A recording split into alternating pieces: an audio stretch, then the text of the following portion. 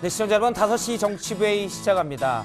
국내에서 신종 코로나 바이러스 추가 확진자가 한 명 더 나왔습니다. 그런데 이 확진자는 익히 이전에 알려졌던 잠복기가 14일로 알려졌었는데요. 14일을 지나서 양성 판정이 돼서 논란이 되고 있죠. 네, 28번째 확진자 30살의 중국인 여성인데요. 앞서 설명드렸던 3번 확진자한테 옮은 것으로 지금 파악이 되고 있는데 3번 확진자를 마지막으로 만난 게 1월 24일입니다. 날짜를 세어보면 지금 14일이 지났잖아요. 예. 그래서 이 잠복기로 알려진 14일 이후에 확진이 나서 어떻게 된 것인지 좀 관심이 쏠리고 있고, 일단 질병관리본부는 굉장히 예외적인 상황이라고 설명했습니다.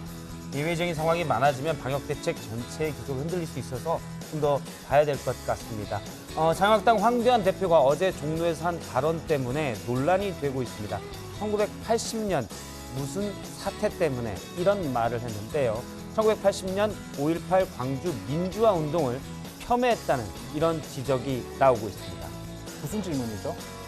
그러니까 황교안 대표가 무슨이라는 그리고 예. 사태라는 표현을 쓴 건데요. 예. 제가 좀 해석해 본 건데, 아무튼 이제 그 발언을 두고 이제 민주당에서는 5.18 민주화 운동을 겸해했다라고도 비판을 하고 있고, 이제 한국당 측에서는 그건 5.18을 말한 게 아니라 그 전날 5월 17일에 있었던 휴교에 따른 당시 한 대표가 다니던 학교가 휴교가 되었던 상황을 언급한 것이라면서 그렇게 역사 왜곡을 하는 것처럼 또 왜곡을 하지 말라고 지금 민주당 정치권을 향해서 비판을 하고 있습니다.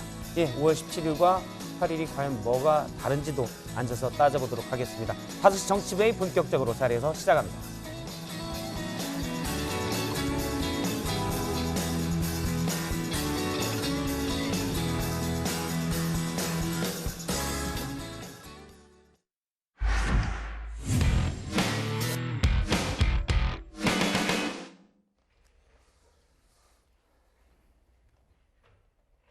예, 국내 추가 확진자가 나왔습니다. 30살 중국인 여성인데요.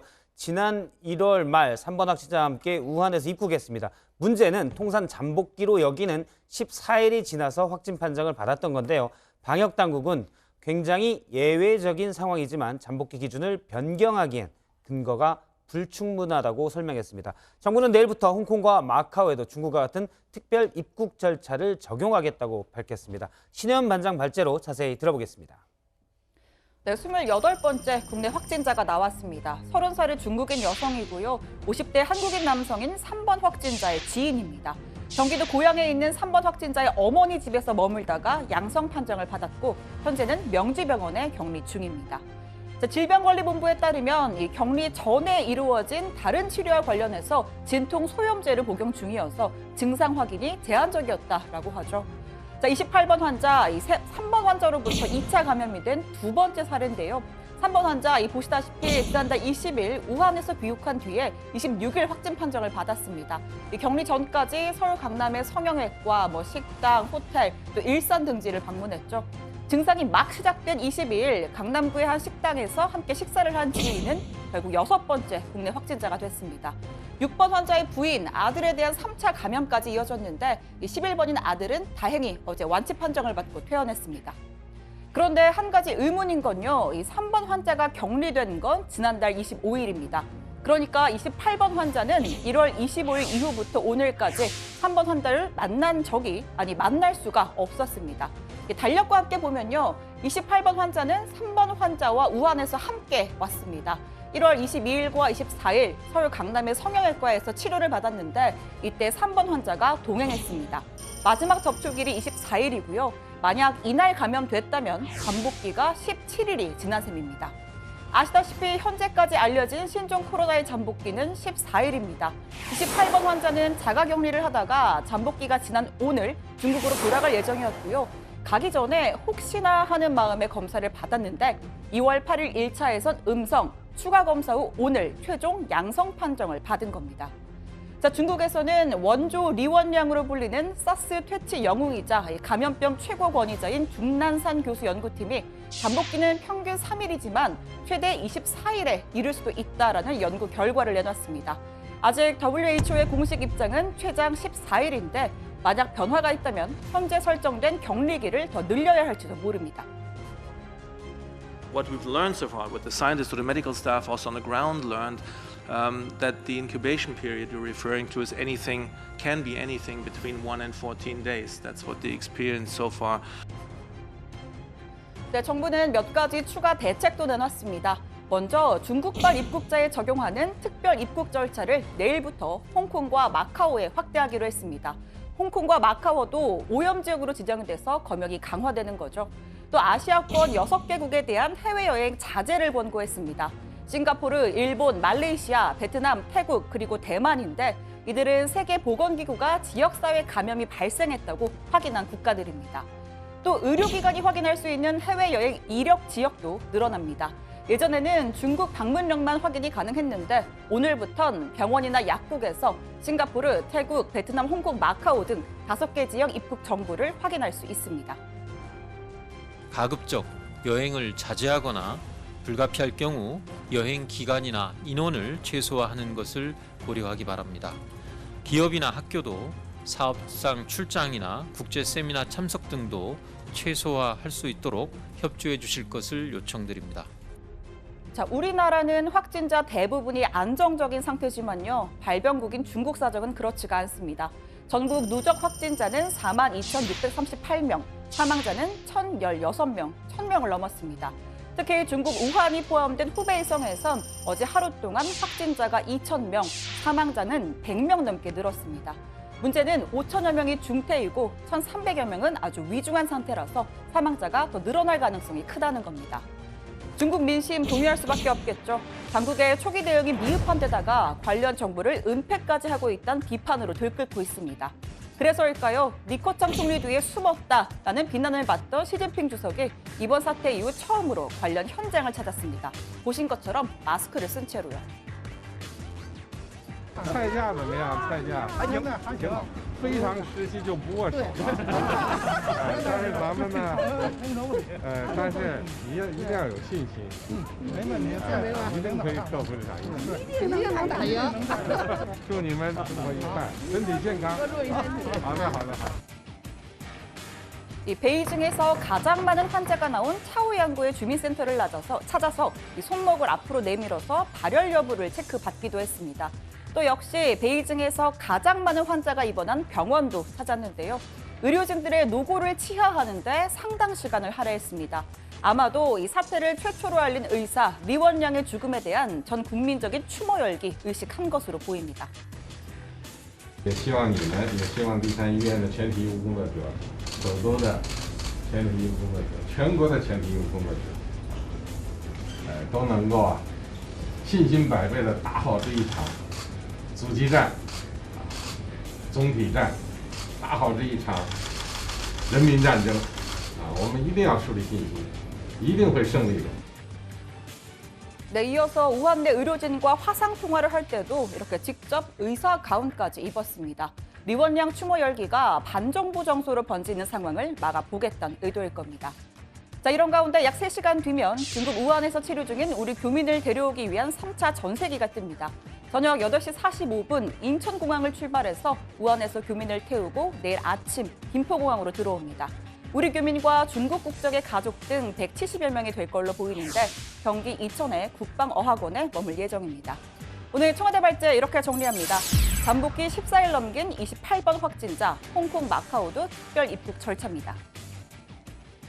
네, 신종 코로나 바이러스 추가 확진자 소식을 좀 더 짚어보도록 하겠습니다. 조익신 반장, 네. 28번 확진자가 추가로 나왔는데요. 그러니까 3번 확진자, 강남 성형외과도 갔던 3번 확진자로부터 접촉이 돼서 전염이 된 것으로 파악이 되는데, 근데 3번 확진자가 일찌감치 격리가 됐기 때문에 2주가 지났고, 그러니까 1월 24일에 마지막으로 접촉했다니까 17일 만에 확진이 된 거죠.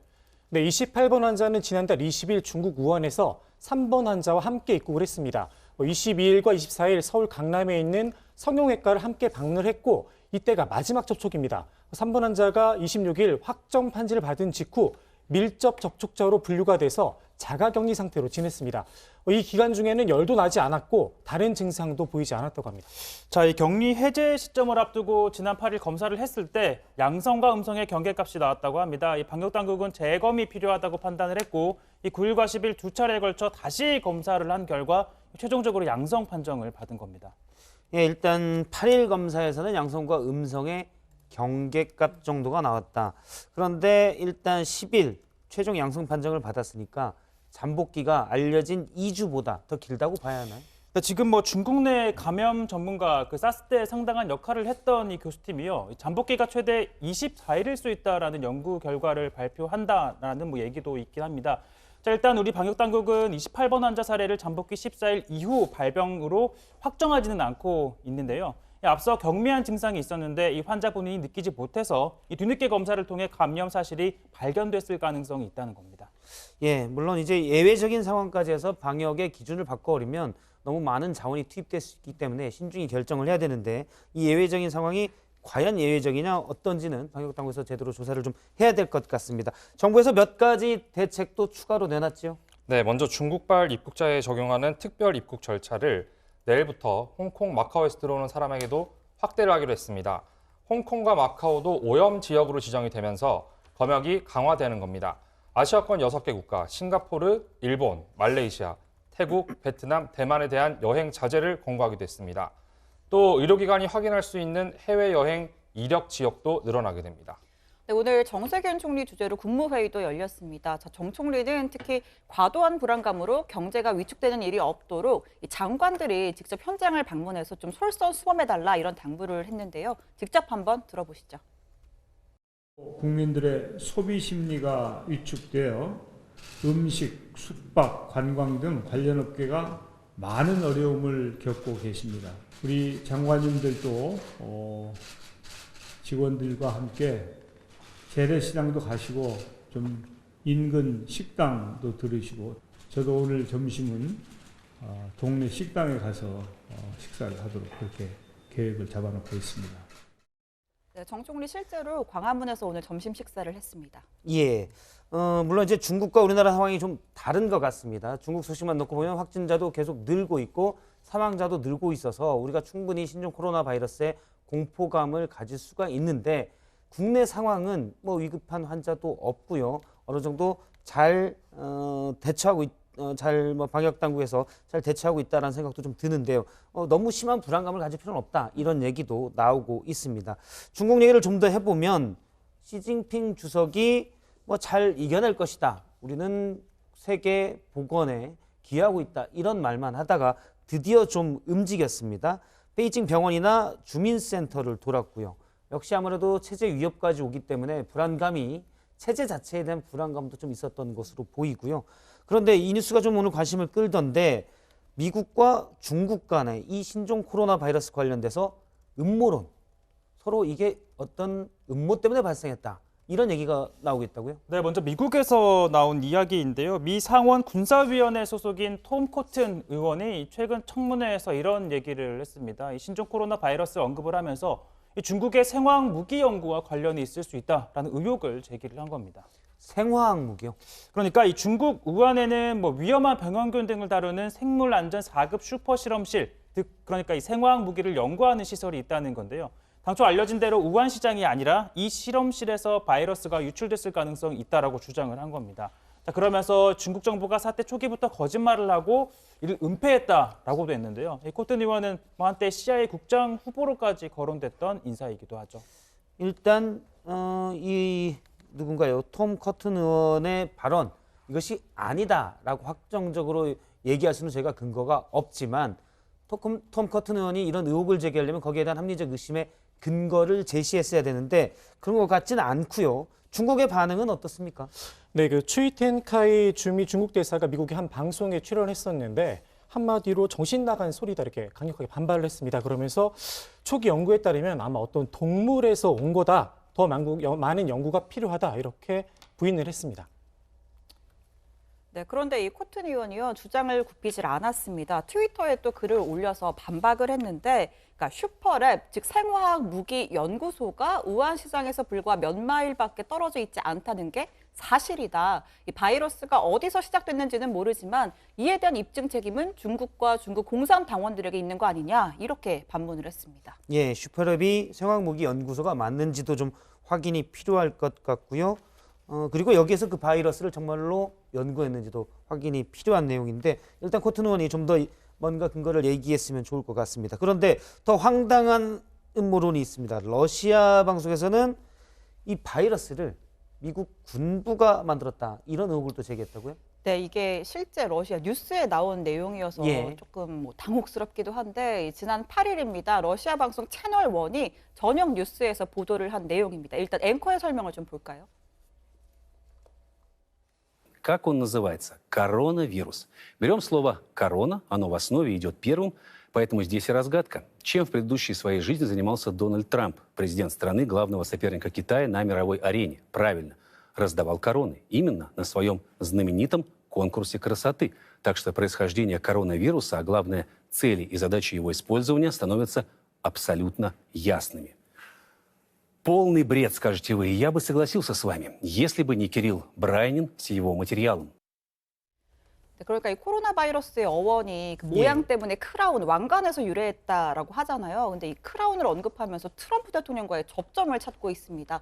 이어지는 기사에서는 미국 군부의 비밀 생화학 무기팀이 바이러스를 제조해서 퍼뜨리고 미국의 제약회사가 이를 통해 돈을 벌 수 있도록 유도했다, 이런 주장을 펼쳤고요. 또 이 같은 시나리오의 배후에 미국의 정보기관이 있다면서 전문가 인터뷰까지 인용을 했습니다. Я склоняюсь к версии, что это либо деятельность американских спецслужб, либо американских же международных корпораций фармацевтических, которые просто хотели заработать денег, как у них это получилось на эпидемии птичьего гриппа, там, свиного гриппа, той же атипичной пневмонии. 예, 근데 이게 지금 신종 코로나 바이러스잖아요. 그래서 처음 나온 코로나가 아니고 추가로 새로 나온 코로나인데 크라운과 연결됐다는 게 잘 이해는 가지 않습니다. 그런데 이제 자칭 전문가 얘기를 들어보니까 이전 코로나 바이러스 때도 미국에 어떤 음모가 있었다, 이렇게 일단 의혹을 제기하는군요. 하지만 근거가 있나, 이런 부분들을 좀 봐야 될 것 같습니다. 방송에서 이렇게 얘기했다는 게 좀 신기하기도 하고요. 명확한 근거 없는 설은 사실은 이럴 때 특히 자제해야 되지 않나라는 생각이 듭니다. 청와대 소식도 잠깐 다뤄볼까요? 일본 강제징용 피해자 판결과 관련돼서 문 대통령의 발언이 있었다고요? 네, 최근 일부 일본 언론이 문 대통령의 강제징용 소송 대리인 경험을 문제 삼는 것과 관련한 발언이었습니다. 일본 요미우리 신문이 문 대통령이 인권 변호사 시절의 경험 때문에 한일 갈등 핵심 현안인 일제 강제징용 문제에서 피해자 중심주의를 고수하고 있다는 취지로 보도를 했는데요. 이를 두고 문 대통령은 나는 강제징용 피해자의 소송 대리를 한 것을 오히려 자랑스럽게 생각한다, 이렇게 말했다고 청와대가 밝혔습니다. 네, 또 문 대통령은 일본이 이 소송 대리인 프레임을 걸 수는 있지만 유엔 인권위원회 등 국제사회에 확립된 원칙이 피해자 중심주의다, 이렇게 강조를 했습니다. 소송 대리인의 경험 때문에 대한민국이 대통령이기 때문에 피해자 중심주의에 입각하려는 것이 아니라 그것이 국제사회의 대원칙이기 때문이다, 이렇게 반박을 했고요. 부장, 그리고 조금 전에 속보 하나 들어와서 전해드리려고 하는데, 오늘 그 코로나 사태 때문에 미뤄졌던 그 청와대 업무 보고가 제기가 됐잖아요. 고용노동부 등 3개 부처 업무 보고가 있었는데 관련해서 청와대 브리핑이 있었습니다. 문재인 대통령이 신종 코로나 바이러스 때문에 이 생산 공정이 중국과 연계되어 있는 제조업, 서비스, 관광 분야에 영향이 크다면서 일자리 여건에 부담으로 작용할 가능성이 높다. 정부는 이 신종 코로나 확산에 총력 대응을 하면서도 각 분야의 정책 과제들을 흔들림 없이 추진해야 하는데 일자리는 한시도 소홀히 할 수 없는 최고의 국정 과제다. 총력을 다해서 대응해달라, 이런 메시지를 전했다고 합니다. 예, 일단 뭐 자영업자들 이번 코로나 불안감 때문에 안 좋다라는 얘기가 많이 들리고 있고요. 중소기업도 마찬가지고요. 특히 불안감이 크면 취약계층이 제일 어렵기 때문에 과도한 불안감은 좀 지양할 필요가 있지 않나 생각됩니다. 중국의 사망자가 많이 난 건 사실이지만 중국 우한, 특히 우한에 의료 시스템이 붕괴됐기 때문이지 우리나라의 경우 위급한 확진자는 없었습니다. 자, 청와대 발제 정리합니다. 28번 격리 2주 지나 확진, 오늘 밤 3차 우한 전세기. 다음은 조희식 반장의 발제 들어보겠습니다.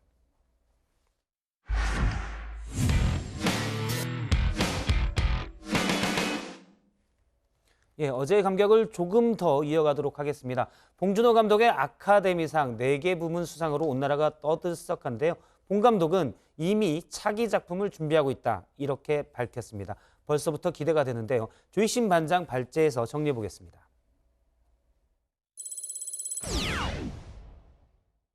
영화 기생충에 보면 송강호 씨의 대사가 있습니다. 너는 계획이 다 있구나. 그 대통령님도 국정에 계획이 있으실 텐데 문재인 대통령이 신년 기자회견에서 받았던 질문을 그대로 봉준호 감독에게 돌려줬습니다. 봉준호 감독님, 다음 계획이 벌써 궁금합니다. 라고 말입니다. 우리 봉 감독이 누굽니까? 이 모든 사태가 일어나기 전에 이미 영화 2편을 준비 중이었다고 밝혔습니다. 너는 계획이 다 있구나. 한국어와 영어로 2편을 제작할 예정이라고 하는데요. 한 편은 서울 도심에서 벌어지는 독특하고 공포스러운 상황을, 다른 한편은 2016년 런던에서 실제 있었던 일을 영화화한다고 합니다. 봉 감독의 신작 소식에 벌써부터 캐스팅에 욕심을 내는 두 사람이 있습니다. 한 사람은 봉준호의 페르소나 송강호 배우입니다. 5번째는 제가 실 못하겠습니다. 너무 힘들어가지고 계단도 너무 많이 나오고 비 맞아야 되고 반지하도 내리고 보내고 이래서 다음에는 박 사장 역을 제가 한번 생각을 한번 해보겠습니다. 네.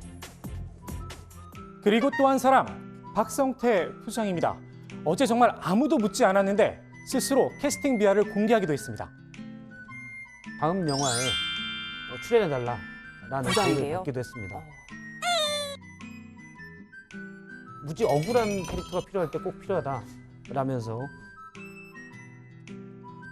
봉 감독이 워낙 바쁜 몸이라 진짜 이런 이야기가 오갔는지 팩트 체크는 하지 못했습니다. 다만 봉 감독이 중시하는 그 냄새, 그 디테일은 오늘 아침 다시 한번 확인을 했는데요. 정말 인건비 쩌는 독특한 공포스러운 냄새였습니다. 미리 사인이라도 좀 받아놔야 할 것 같습니다.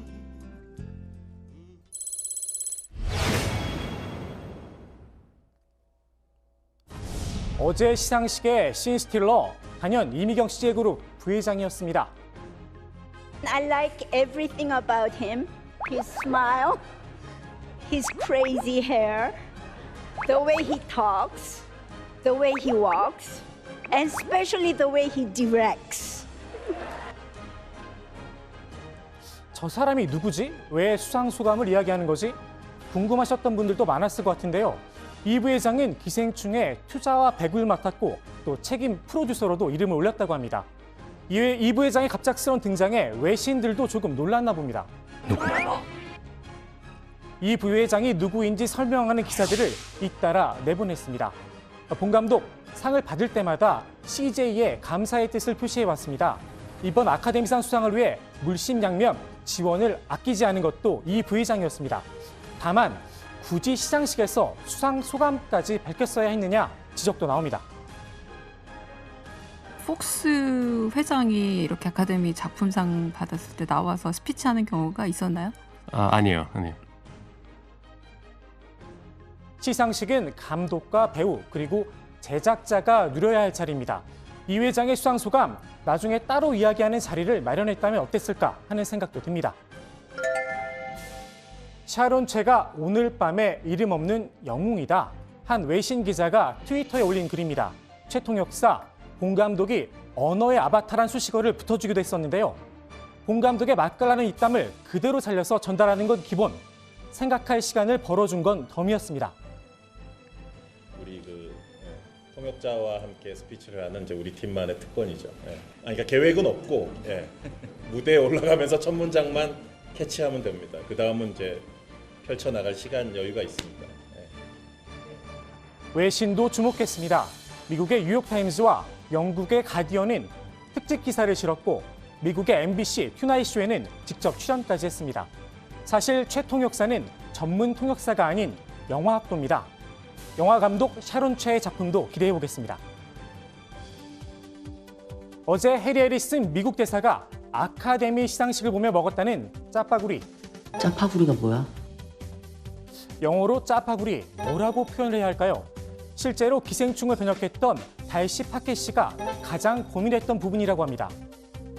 짜파게티하고 너구리 아무래도 미국이나 다른 나라에서 잘 모르죠. 짜파게티도 모르고 너구리라는 상품도 모르죠. 네, 그래서 모두가 잘 아는 라면, 우동.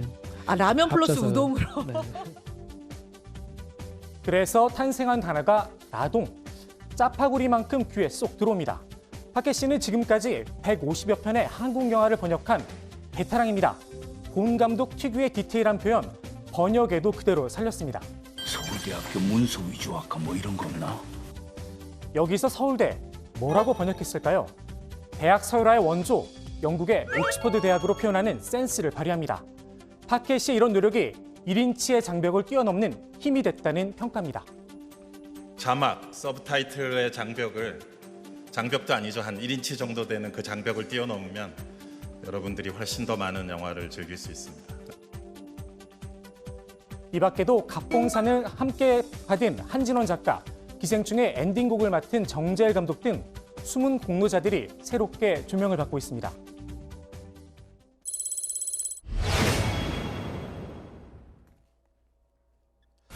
혹시 후방 연관 효과란 말 들어보셨습니까? 어떤 산업이 발전을 하면 그 산업에 투입물을 공급해주는 산업들이 함께 발전하는 효과를 말합니다. 기생충의 아카데미상 수상, 후방 효과도 상당합니다. 기생충 인기에 전 세계적으로 짜파구리 열풍이 불 조짐입니다. 이런 기회를 놓칠 수는 없겠죠. 농심 11개 언어로 조리법을 공개했습니다. 기생충에 등장한 제시카송, 사회적 의미와 돈 두 마리를 다 잡았습니다. 제시카, 외동딸, 일리노이, 시카고. 과선배는 김진모, 그는 이사촌. 제시카송의 원곡 독도는 우리 땅이죠. 낯선 노래가락이 외국인들에게 독도에 대한 관심을 불러일으켰습니다. 원작자에겐 두둑한 저작권 수입도 안겼습니다. 기생충 패러디물도 여러 등장했습니다. 영화 포스터 속 다리의 비밀, 오스카 트로피였습니다. 이 밖에 캐릭터 영화 등 홍보를 위한 패러디도 눈에 띄었습니다. 기생충의 공식 SNS 계정에도 패러디 사진과 함께 수감 수상이 올라왔습니다. 국가적 경사에 숟가락을 좀 올리면 어떻겠습니까? 물론 정치인들은 좀 빼고 말입니다. 관련 내용은 들어가서 전해드리도록 하겠습니다. 오늘 국회 발제 이렇게 정리합니다. 봉준호 감독, 당신은 계획이 다 있구나. 네, 기생충의 아카데미상 수상과 관련해서 여러 가지 뒷얘기를 좀 짚어봤는데요. 사실 기생충에 뭐 너무 우리나라 영화사에 처음 있는 일이어서 관심 받는 일이지 많지만 중요한 것은 그 작품의 메시지겠죠. 빈부격차, 부의 불평등이라는 보편적인 얘기를 담아서 역시 미국의 영화인들도 높게 평가했다, 이런 분석이 있죠. 네, 그러다 보니까 뭐 외신들도 그 점을 주목을 했는데요. 자, 기생충에 대해 평가를 뭐 한마디로 종합해 본다면 전 세계적으로 공통된 문제인 계층 갈등을 위트 있게 보여주는 블랙 코미디다, 뭐 이렇게 정리를 해 볼 수 있을 것 같습니다. 저는 사실 볼 때 위트 있게 또 유머를 넣어서 보여준 게 어떻게 보면 이 갈등, 격차, 빈부격차와 뭐 계급 간 갈등이라는 부분이 이제는 자연스럽게 우리 사회에 너무 녹아들어 있다. 그 자연스러움이 오히려 더 이질적으로 느껴지는 그런 부분이 있었는데요. 현실이 사실 또 우리가 빈부격차는 또 명확하게 있는 거 아닙니까? 뭐 최근 세계 경제 포럼에서 뭐 이런 걸 발표했는데요. 사회 이동성 역량 지수입니다. 쉽게 말해서 개인의 노력에 따라서 얼마나 계층 간 이동이 가능하냐. 그러니까 반지하에서 또 지상으로 올라갈 수 있느냐를 평가한 건데요. 자, 우리나라는 조사국 82개 나라 중 가운데 25위였습니다. 사실 뭐 순위로만 놓고 보면 절대적으로 나쁘진 않다고 해도 우리나라가 OECD 국가고 여러 가지 이런 부분들을 감안하면 과연 좋은 등수냐, 이런 얘기는 해볼 수 있을 것 같습니다. 그 미국은 몇 등인가요? 아까 보신 그래픽에 26위까지 표기가 되어 있었는데요. 예. 미국은 우리나라보다 더 낮은 27위입니다. 그러니까 이 결과에 따르면 미국이 우리나라보다 계층 이동 가능성이 더 낮다는 거겠죠. 자, 그리고 제가 그 부장에 앉아 있는 그 자리, 그 계층까지 가는 확률도 낮지 않을까 싶습니다. 가능할까요? 예, 이거 뭐 철 지나면 네, 올 수 있는 단계입니다. 멀지 알겠습니다. 않습니다. 네. 약 3.2m 정도 예상이 되고 있습니다.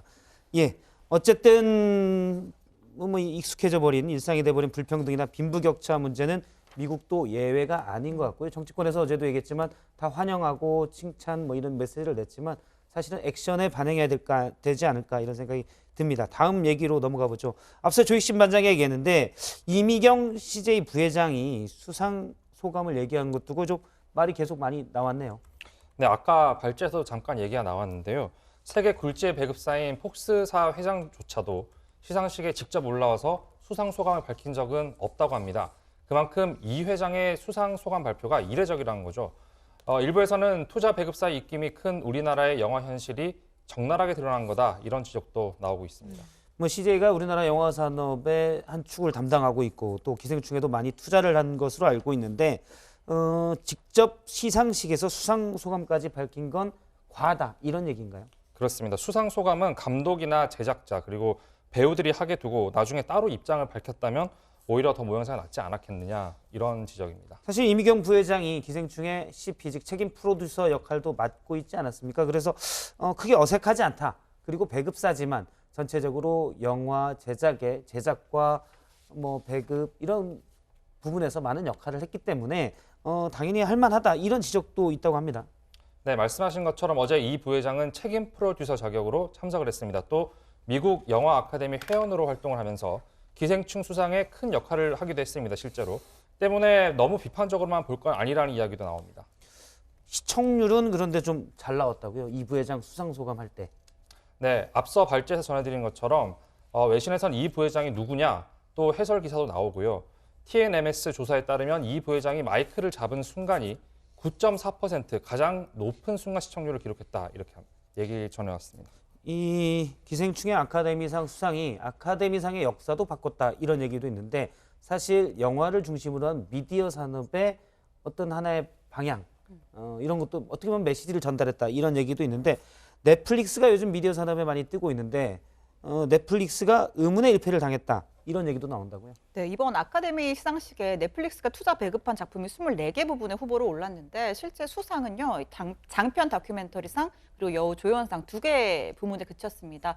특히 10개 부분에서 후보에 오른 넷플릭스의 대작 마틴 스콜세지의 아이리시맨 단 하나의 상도 받지를 못했는데요. 뭐 이를 두고서 인터넷 매체 복스는 올해 오스카의 위너는 기생충, 루저는 넷플릭스 이런 평가를 내놓기도 했습니다. 사실 넷플릭스가 기존 방송 플랫폼이 아닌 그 스트리밍 서비스로 제공하면서 전 세계의 미디어 변화를 이끌고 있다라는 얘기도 있었는데 한때 정치부회의도 넷플릭스의 콘텐츠를 제공하기도 했었습니다. 요새는 제공이 안 돼. 예.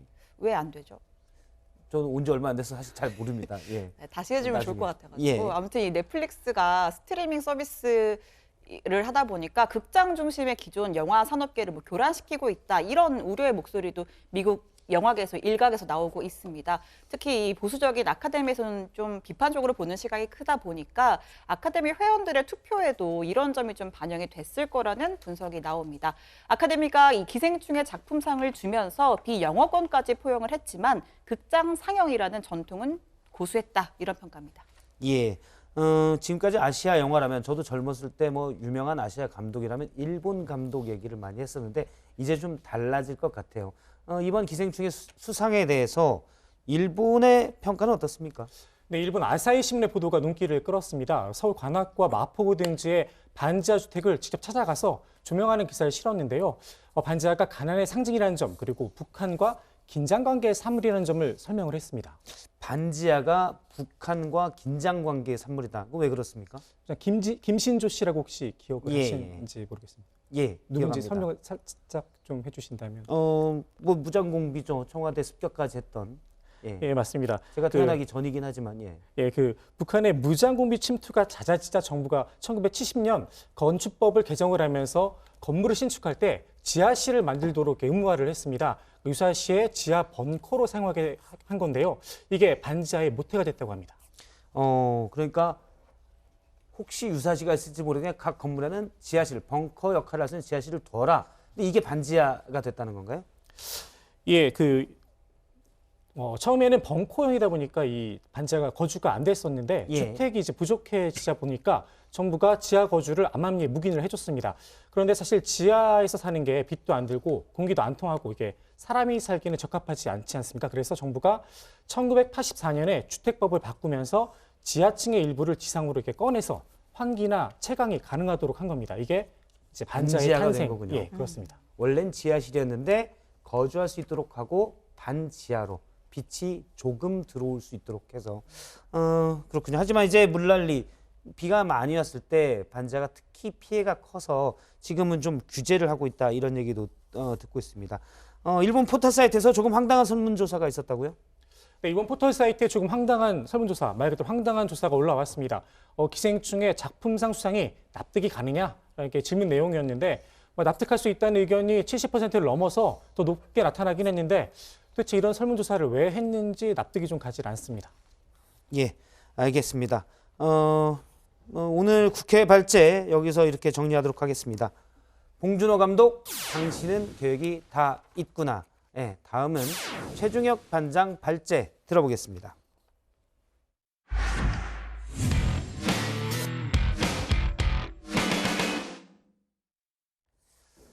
예, 종로대전을 예고하고 있는 이낙연 전 총리와 한국당 황교안 대표가 연일 종로 표밭 따지기에 나서고 있습니다. 그런데 황교안 대표가 1980년에 일어난 사건에 대해서 무슨 사태라고 표현한 것을 두고 논란이 일고 있습니다. 민주당 등은 5.18 민주화운동을 폄훼한 것이다 라고 비판을 했는데요. 한국당에서는 반박을 합니다.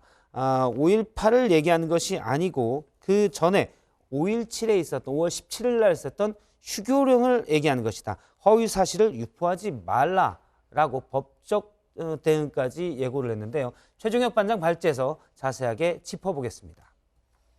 네, 논란이 된 발언은 지난 주말 모교인 성균관대를 찾았을 때 나왔습니다. 자, 대학 주변 상가를 둘러본 황교안 대표, 이렇게 한 떡볶이 집을 찾은 자리에서 옛 학생 시절을 회고합니다. 이렇게 말이죠. 1980년 그때도 한 무슨 사태가 있었죠. 그래서 학교가 휴교되고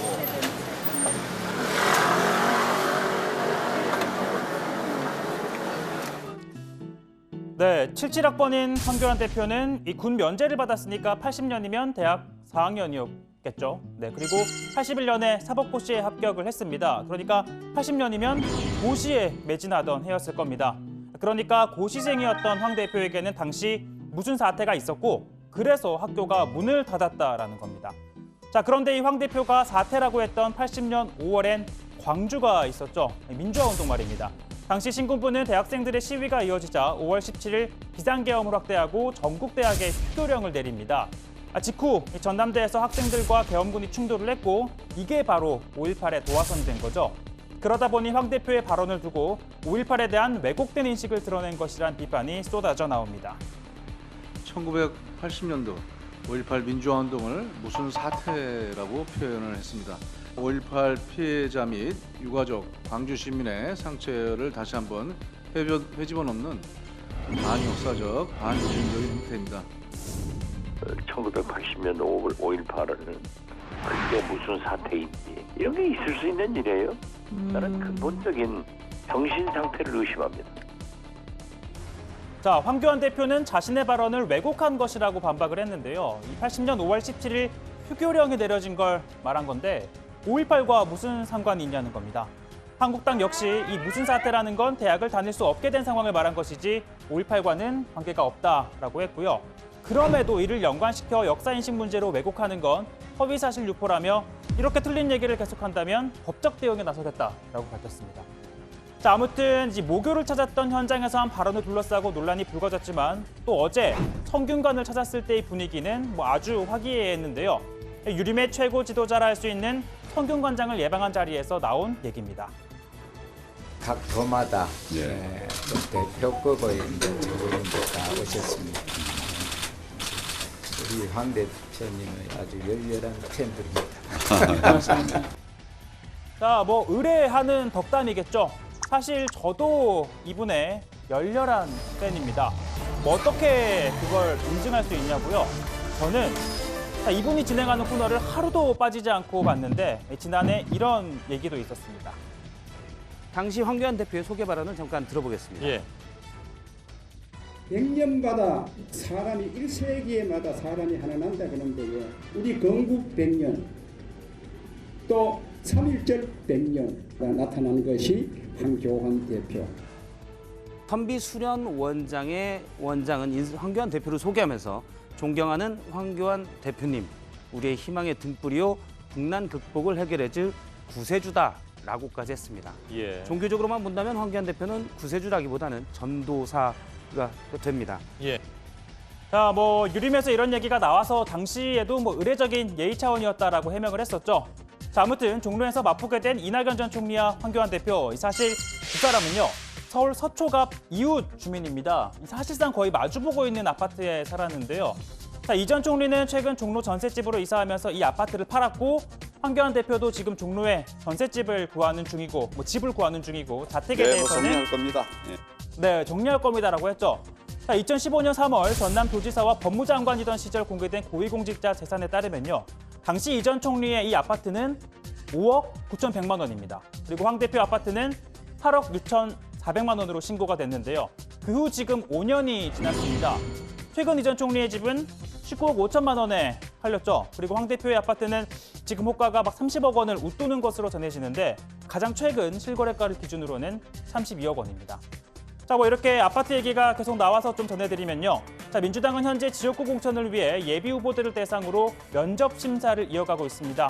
자, 민주당 공관위는 출마자 모두에게 이 부동산 규제 지역의 경우 집 한 채를 빼고는 2년 내에 팔고 이를 이행하지 않는다면 윤리심판원 징계에 회부된다라는 서약을 받았습니다. 자, 현재 2채 이상을 보유한 사람은 물론이고 후보 전원에게 서약을 받았다는 건 향후 보유할 가능성도 차단하겠다라는 뜻으로 해석이 되는데요. 다만 과연 당이 2년 후 매각 여부를 철저하게 확인할 것인지 등 실효성에 대해서는 의문이 제기됩니다. 또 그 사이 정부 정책이 바뀌면 또 어떻게 할 것이냐라는 문제 제기도 있는데요. 자, 예를 한번 들어봅니다. 서울 강남과 이 경남 진주에 이 아파트 집 한 채를 보유한 사람이 있습니다. 자, 현재로서는 규제 지역 집은 한 채인데 만약 조만간 이 경남 진주도 규제 지역이 된다면 둘 중에 한 채는 뭐 팔아야 하는 걸까요? 자, 반대의 경우입니다. 현재 서울 마포, 또 서울 서초에 아파트 한 채씩 보유한 사람이 있다면 자, 현재는 모두 규제 지역이지만 이게 조만간 마포가 규제 지역에서 만일 제외가 된다면 이건 또 안 팔아도 되는 건 아닌가라는 의문을 제기하지 않을 수 없을 겁니다. 자, 아무튼 오늘도 이낙연 전 총리 이른 아침부터 이렇게 뭐 출근길 인사를 시작으로 종로 곳곳을 누볐습니다. 황교안 대표는 아직 예비 후보 등록을 하기 전이라 선거운동은 할 수가 없죠. 다만 공식 행사 일정 장소를 종로로 잡으면서 눈도장 찍기 행보를 이어가고 있습니다. 자, 오늘 발제 이렇게 정리합니다. 무슨 사태 논란, 민주당 반인륜적 행태, 황교안 발언 왜곡, 네거티브입니다. 예, 어쨌든 이낙연 전 총리 그리고 황교안 자유한국당 대표가 종로에 출마하면서 강남에 있는 두 집을 팔게 되면서 급매물 자체가 나온 셈입니다. 황교안 대표는 뭐 최소 시가가 30억 이상 예상된다라는 얘기가 나오고 있는데 이낙연 전 총리는 이미 팔았고요. 본격적인 얘기를 시작하기에 앞서 이제 최 반장이 예로 든 게 조익신 반장이 서초와 마포에 집을 가지고 있는 것인데 그건 예죠. 실제 그렇진 않죠. 저도 있었으면 정말 좋겠는데 무주택자입니다. 청약 저축 열심히 듣고 있고 부모님 집에 기생 중. 예, 저는 혹시 있어서 직장 생활 이렇게 자신 있게 하나 약간 궁금해서 물어봤습니다. 두 채 정도 있으면 뭐 직장 생활 자신 있게 할 수 있죠. 예, 알겠습니다. 이낙연 전 총리와 황교안 대표 오늘 행보를 잠깐 정리를 해보면 일단 이 전 총리는 예비후보 등록을 했기 때문에 제한적인 선거운동이 가능하고 황교안 대표는 아직 등록을 하지 않아서 그렇게 할 수는 없는 거죠. 네, 그렇습니다. 예비후보로 등록을 해야 선거사무소를 설치를 하고 선거운동용 명함을 배부할 수 있고 또 어깨띠를 착용할 수도 있습니다. 보시는 것처럼 이낙연 전 총리는 오늘도 이렇게 이른 아침부터 지하철 종로 3가역을 찾아서 선거운동용 점퍼 입고 지역 주민들을 만나 출근길 인사를 했습니다. 이어서 비공개 일정으로 쪽방촌을 방문을 해서 주거 취약계층 주민들의 현황을 살펴보기도 했습니다. 네, 반면에 황 대표는 아직 예비 후보 등록을 하지 않았기 때문에 그런 선거운동을 할 수가 없습니다. 다만 당 대표의 공식 행사 일정을 종로 위주로 잡고 있는데요. 어제 성균관을 방문한 데 이어 오늘은 종로에 있는 이승만 전 대통령의 사저 이 화장을 찾아 이 전 대통령의 양아들인 이인수 박사 부부를 예방을 했습니다. 그리고 이후에 여기서 3선을 한 박진 전 의원을 만나기도 했습니다. 예, 그렇군요. 일단 황교안 대표는 예비 후보로 아직 등록을 안 했기 때문에 제한적이나마 좀 공식적인 선거운동을 할 수 없어서 당대표 일정을 그냥 종로에 잡는 식으로 선거운동 아닌 선거운동을 하는 식으로 되는군요.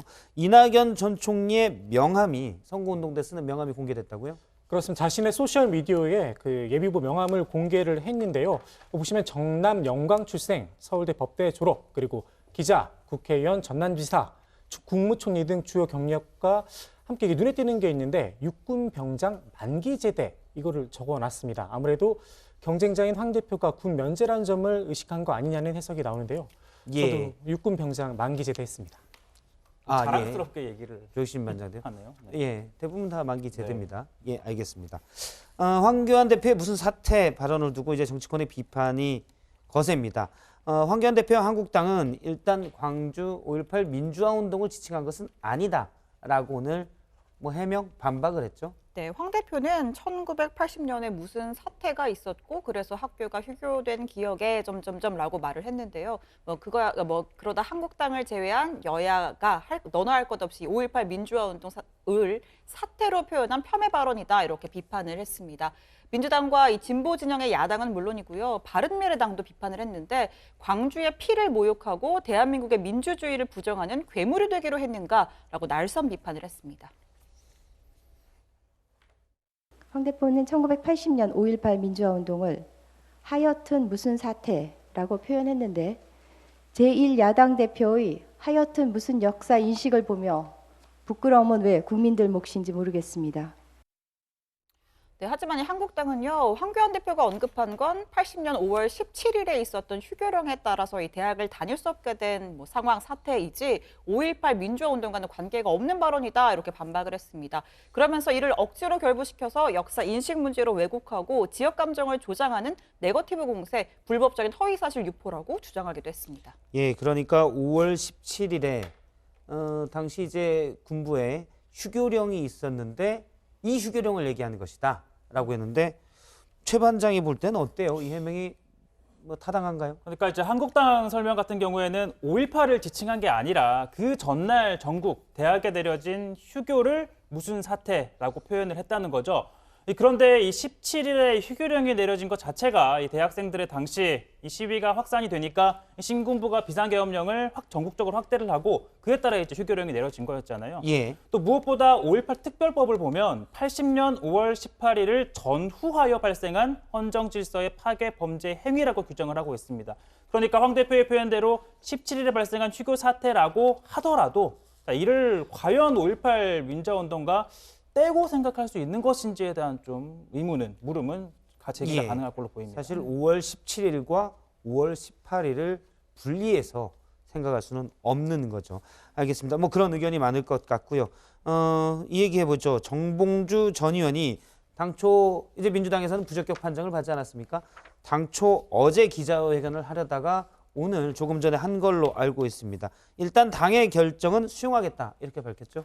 그렇습니다. 국회에서 기자회견을 열었는데요. 정 전 의원 납득할 수 있는 법적 근거와 규정은 없다면서도 당의 국민적 눈높이와 기대라는 정무적 판단에 따라 감정 처벌을 단행한 것으로 보인다면서 당의 결정을 수용하겠다 이렇게 밝혔습니다. 그러면서 눈물을 보이면서 억울함을 호소하기도 했습니다. 원통하고 서러워서 피를 토하며 울부짖고 싶은 심정입니다. 민주당 당원 여러분, 저는 또 이렇게 잘려나갑니다.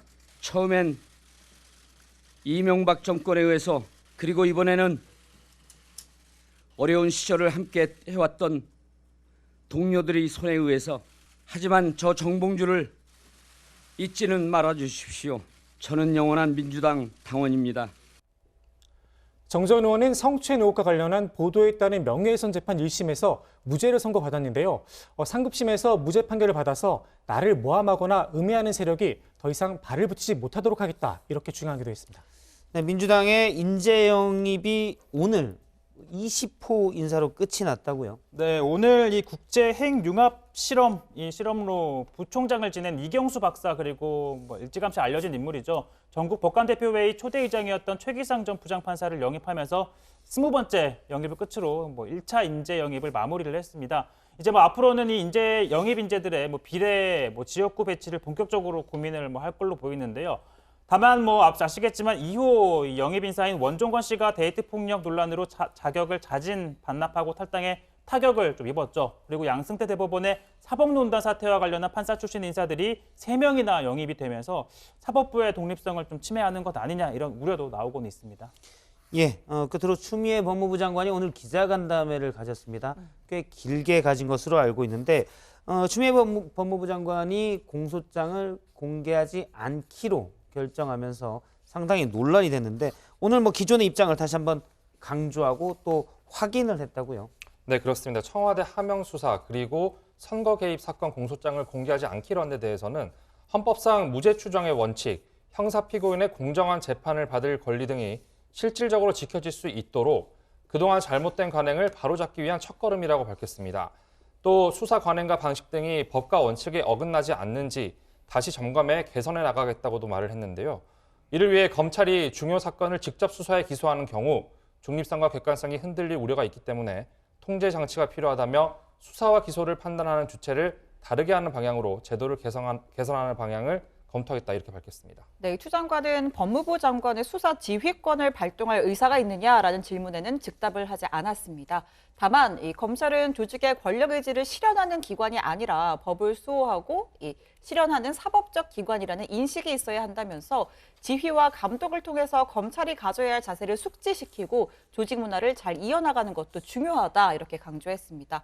자, 그리고 이 아들이 군대에서 휴가에 복귀하지 않은 사건을 본인이 무마했다 이런 의혹 제기가 있었는데 이에 대해서는 고발이 됐기 때문에 법적 절차에서 자세히 알 수 있을 것이다 라고 밝혔습니다. 예, 검찰에 대해서 법을 수호하고 실현하는 사법적 기관이다. 이 표현에 대해서는 뭐 여러 가지 해석이 좀 나올 수도 있을 것 같습니다. 근데 눈에 띄는 거는 어제 윤석열 검찰총장이 취임 후 처음이죠. 전국 지검장 회의를 주재했는데 여기서 한 발언이 좀 눈길을 끌었습니다.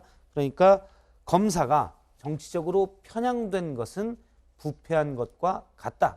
뭐 이런 말을 했죠. 네, 뭐 그 발언을 듣고 뭐 이런저런 해석이 나오는데 어제 이 회의 자체가 이런 자리였습니다. 전국 지검장과 그리고 선거 담당하는 부장검사 회의를 모아서 회의를 주재한 건데요. 그러니까 오는 이제 총선을 앞두고 뭐 대응책 등을 논의한 겁니다. 선거 범죄를 엄정하게 수사를 하는 건 자유민주주의의 본질을 지키는 일이다라고 밝혔고요. 그러면서 이제 윤 총장이 검찰에게 정치적 중립은 생명과도 같은 것이다. 이 검사가 정치적으로 편향된 건 부패한 것과 같다라고 강조를 한 겁니다. 다만 일각에서는요, 아까 말씀드린 것처럼 뭐 총선에 대비한 검찰의 대비 태세를 강조한 것으로 보이지만 말씀하신 것처럼 뭐 선거범죄 수사 중요성 그 외에도 앞서 검찰이 기소한 사건 있잖아요. 울산시장 선거 개입 사건에 대한 수사가 정치적으로 편향 없이 이루어진 거다. 이런 점을 좀 간접적으로 내비친 것 아니냐라는 해석입니다. 그러니까 이제 청와대와 여권 일각에서는 계속 검찰의 이제 울산시장 선거 개입 의혹 사건에 대한 수사가 정치적인 거다. 이런 얘기를 하고 있는데 그것이 아니다라는 것을 역으로 이렇게 얘기한 것이다라는 해석이군요. 알겠습니다. 어제 같은 자리에서 광주지검장이었나요? 현직 검사장이 이성윤 서울중앙지검장. 이성윤 서울중앙지검장은 이제 추미애 장관과 가까운 편으로 분류가 되고 있는데 중앙지검장을 공개적으로 비판하는 목소리가 있었죠. 네, 말씀하신 것처럼 문찬석 광주지검장인데요. 이성윤 지검장한테 이 검찰총장이 지시한 사항을 3번이나 거부하는 게 말이 되느냐라고 공개적으로 항의를 했다고 합니다. 자, 윤 총장이 아시겠지만 뭐 최강욱 청와대 공직기강 비서관을 기소할 것을 3차례 지시했음에도 이 지검장이 뭐 결재를 하지 않았다라는 부분을 이렇게 비판을 한 걸로 보이는데요. 자, 관련한 사건에 대해서 이제 추미애 오늘 장관 기자회견에서 물어봤더니 이 회의 주제와 무관하게 어떤 의도로 뭐 어필하기 위해 그런 건지 모르지만 좀 유감스럽다라는 입장을 밝혔습니다. 예, 사실 검찰과 법무부 또 어떻게 보면 이제 여권 일각과의 갈등은 계속되고 있는 모양새인데 중요한 것은 사법부가 다 판단을 할 예정입니다. 오늘 기사는 이렇게 하도록 하겠습니다. 종로 향한 이낙연, 황교안의 아파트 급매물 나온 강남. 다음은 정종문 반장 발제 들어보겠습니다.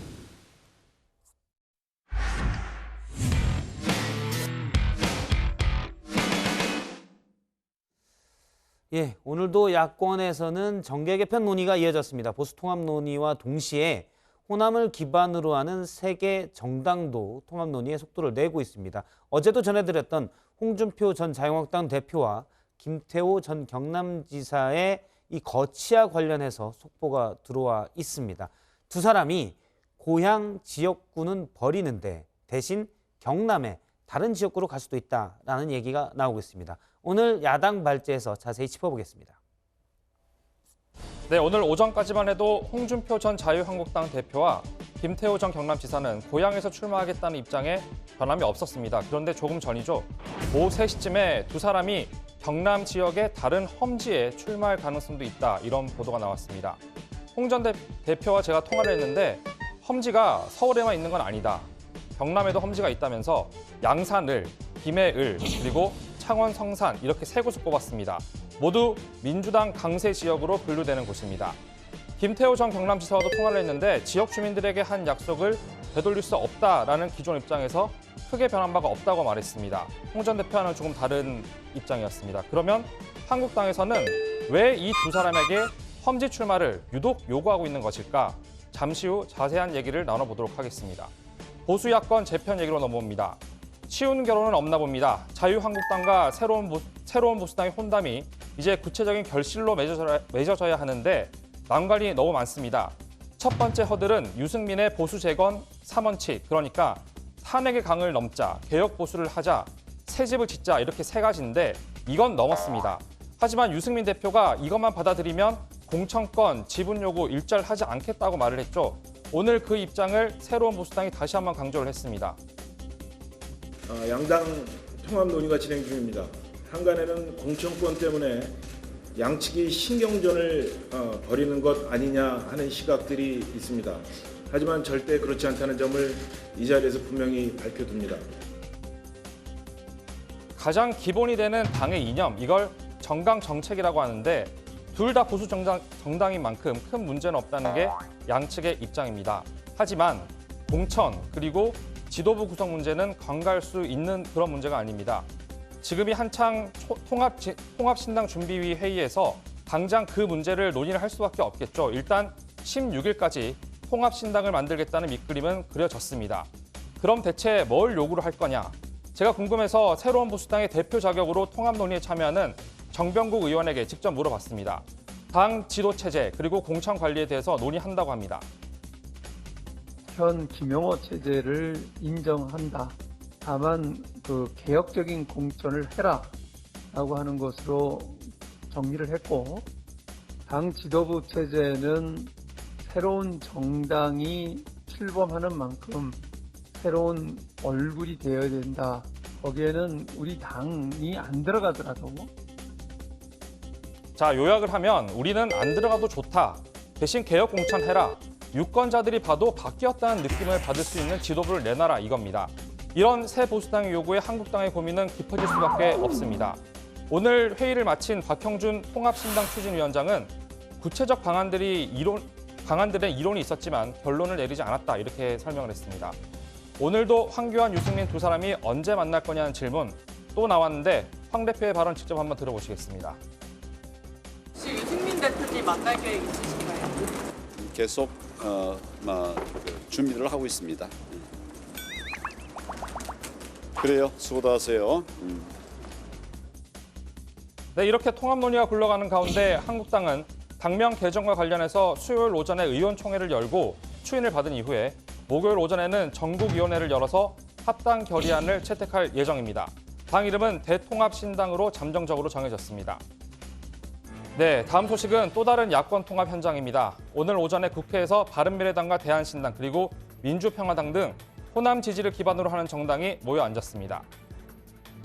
이 자리에서 3당 통합을 신속하게 마무리하고 또 우리와 뜻을 같이 하는 외부 세력과 결합을 신속하게 이루어내기 위해서 오늘 자리를 함께 했습니다. 저는 밖에서 문을 좀 걸어 잠궈 주기를 바랍니다. 오늘 여기에서 결판이 날 때까지 문을 열어주지 말고. 네, 결판이 날 때까지 문을 열어주지 말라는 마지막 말에서 어떤 느낌이 드시나요? 여기도 역시 급합니다. 또 바른미래당 당정을 보유하고 있다는 사실이 지금 한당의 지난 2년간의 우여곡절을 잘 말해주는 것 같습니다. 네, 그렇습니다. 실제로 박주현 의원은 민주평화당 활동을 하고는 있지만 바른미래당 비례대표 의원입니다. 대한신당 장정숙 의원도 그런 경우입니다. 그러고 보면 오늘 통합 논의에 나선 3당은 국민의당에서 소위 안철수계만 빠진 것과 같습니다. 자유한국당에서 오늘 새로운 인재 영입을 발표했습니다. 태영호 전 영국 주재 북한 공사입니다. 태전공사는 오늘 국회 기자회견에서 21대 총선 지역구 국회의원으로 출마하겠다는 뜻을 밝혔습니다.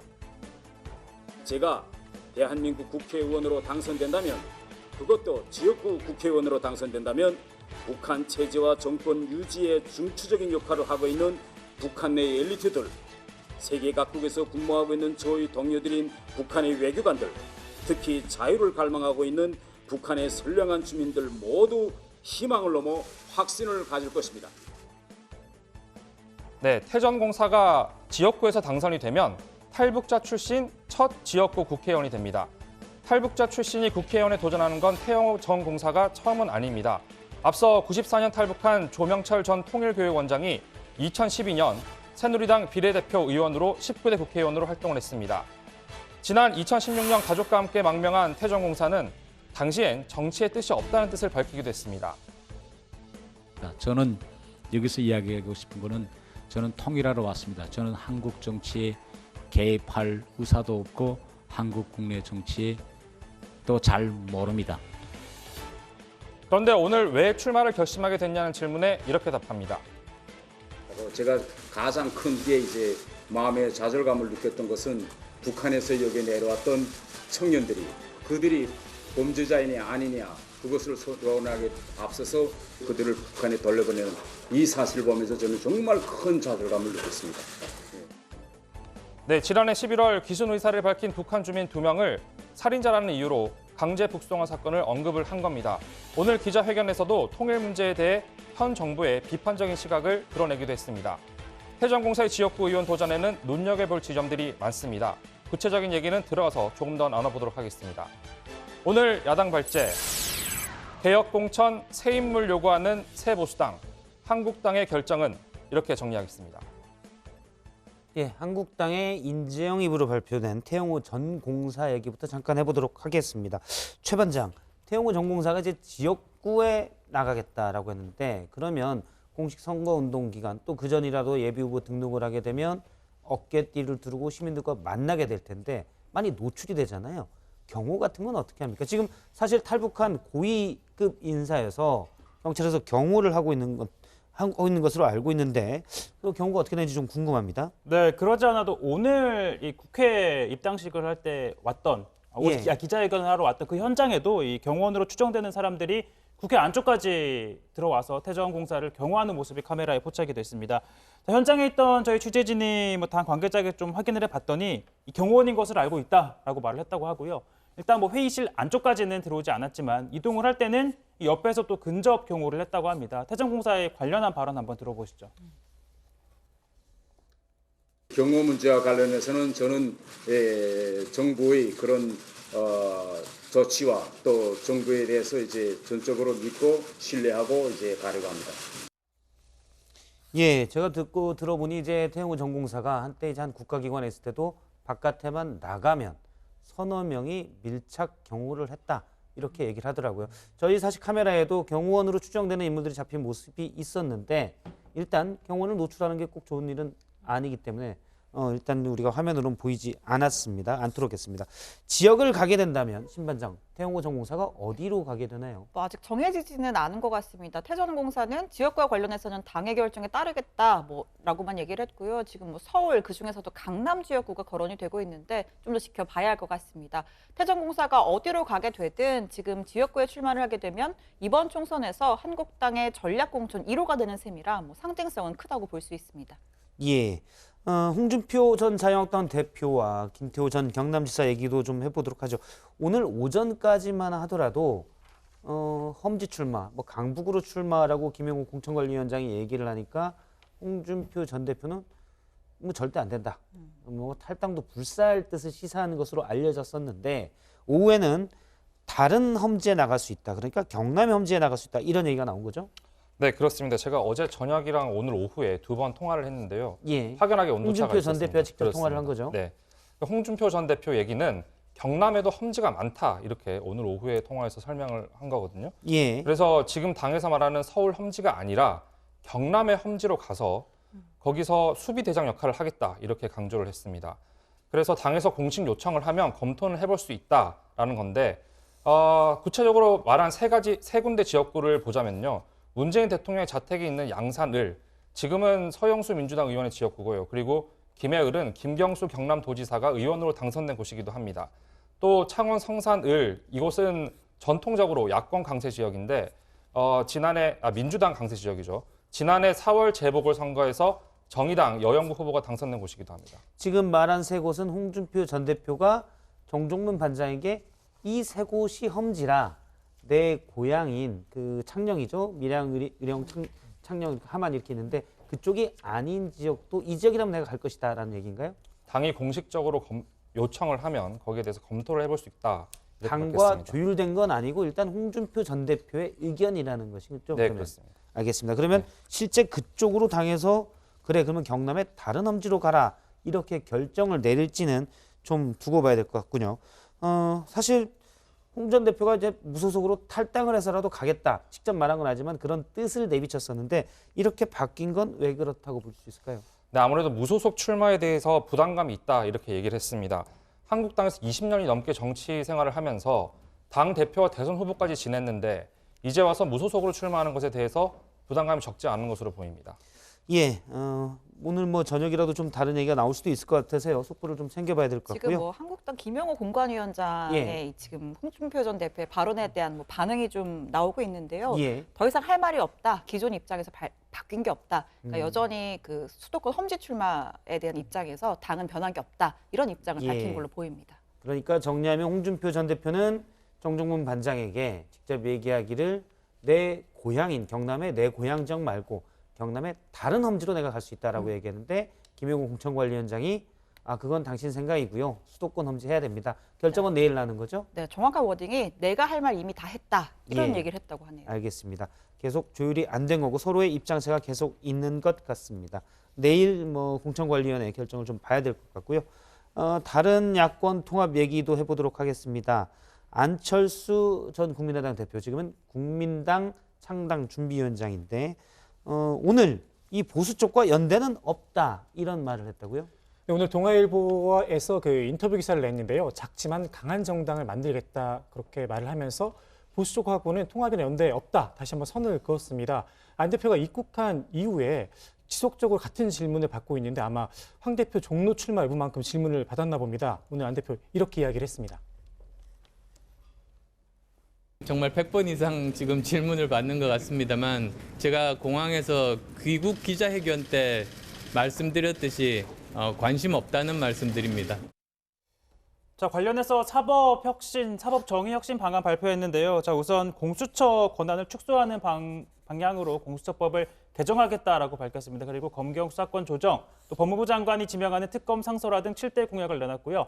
그러면서 청와대의 그 울산시장 선거개입 의혹과 관련해서 추미애 장관의 탄핵을 추진하겠다라는 공약도 내놨습니다. 네, 안 전 대표 여기에 더해서 21대 국회가 시작되면 범야권 연대를 추진하겠다라고도 밝혔습니다. 총선 후에 다른 야당들과 소위 반문 정책 연대를 하겠다는 건데 정치권의 시선이 곱지만은 않습니다. 네, 관련 인터뷰 들어보시죠. 이것저것 다 해보다가 이제 와서 갑작스럽게 마크론 정신을 내가 한번 받들어봐야 되겠다 해가면서 뭐가 이루어진다고 난 보지는 않습니다. 마크론 같은 사람은 구체적인 방안을 갖고서 등장한 사람이고 거기에 비해서 우리 안철수 씨는 말은 많이 하지만 특별하게 구체적인 방안이 없어요. 예, 일단 김종인 전 대표의 의견이고요. 자, 오늘 야당 기사는 이렇게 정리하도록 하겠습니다. 한국당의 개혁 공천, 보수야권 재편에도 영향.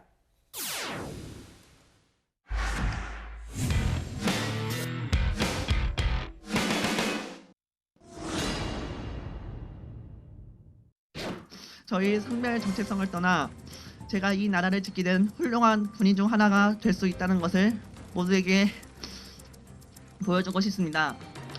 제게 그 기회를 주십시오. 저는 대한민국 군인입니다. 안녕하세요. 톡소원 정치의 강정입니다. 성전환 수술을 받고 강제로 전역한 변희수 전 하사의 지난달 기자회견 모습이었습니다.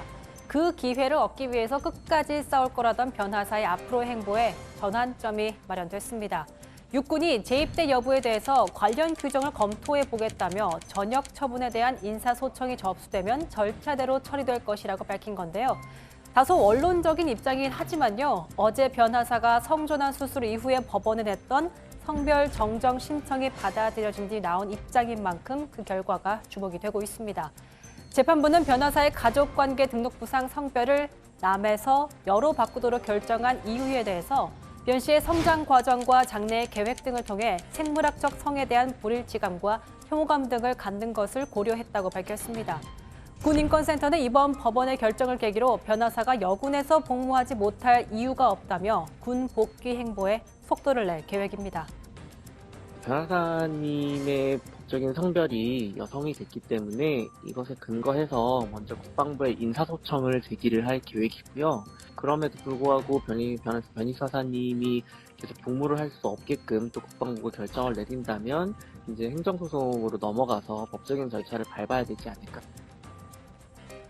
이번 사태를 계기로 성소수자의 인권 문제는 물론 사회에서 성을 어떻게 받아들일지 공론화됐죠. 여기에 최근 성전환 수술을 받은 뒤에 숙명여대에 합격했지만 결국엔 입학을 포기한 A씨의 사건도 비슷한 결에 고민을 던져줬습니다. A씨는 수능을 치르기 전 이미 법적 여성이 된 거라 여대 입학에 절차적 문제는 없었지만 교내에서 팽팽한 찬반 논쟁으로 번져 결국 A씨는 입학 반대 움직임에 무서운 느낌이 들었다며 입학을 포기했습니다. 이번 일들을 계기로 우리 사회 전반에서 이제는 성소수자 문제를 논의하고 여기에 맞는 제도 역시 고민할 시점이라는 지적이 나오고 있습니다. 과거에는 이제 태어난 성별을 가지고 그대로 사는 것이 사회적 규범이었고 그것이 당연하다고 생각했는데 지금은 개인들의 생각이 이제 바뀌었잖아요. 그런데 사회적인 제도나 규범은 그대로 가고 있는 거죠. 한번 여자로 태어났거나 남자로 태어나면 그대로 사는 거지. 그걸 뭘 바꾸는가 그거에 대한 거부감이나 두려움이 있는 거예요. 사람들의 생각이라든가 사회적 규범이나 제도를 우리가 바꿔나가야 하는 거고 개인의 선택의 가능성을 넓혀주는 것이 사실은 이제 사회 발전이겠죠. 해외에서는 이미 사회적 논쟁을 거친 뒤에 성전환자의 정체성을 받아들이는 추세입니다.